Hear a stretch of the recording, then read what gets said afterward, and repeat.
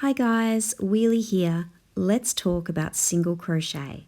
Given how small single crochet is, when you chain one before working your first stitch, the stitch you work into gets crowded. Even more crowded when you're also attaching new yarn. But if you let a chain one stand in for your first stitch, you can't join easily. It looks different from the other stitches, and you can create a gap. I have a solution.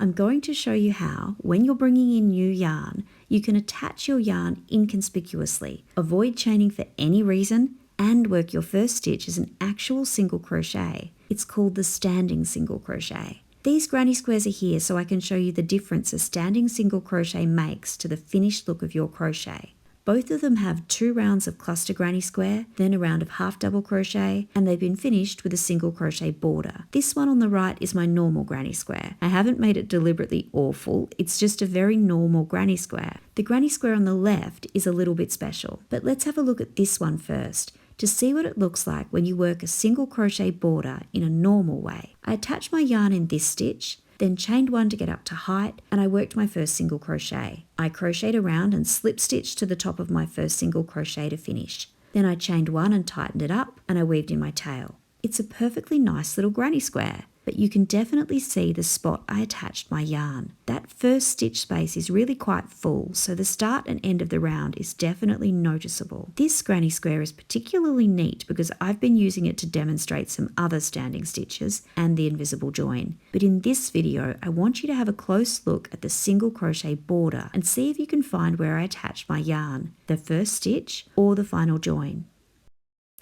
I'll show you the back too, so you can see there's nothing too wacky happening back there.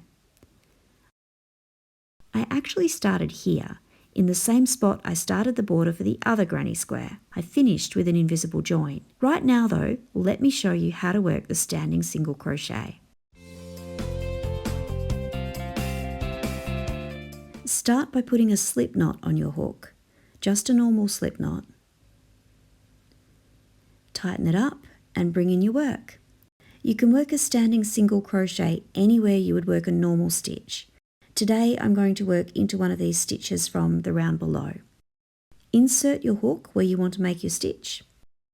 Can you see that the slip knot is just sitting there on my hook slightly to the right? Yarn over and pull up a loop. I now have 2 loops on my hook. It can be useful to hold the tail in place with the middle finger of your left hand to provide a bit of tension so you can yarn over and pull through those 2 loops. And that is your standing single crochet.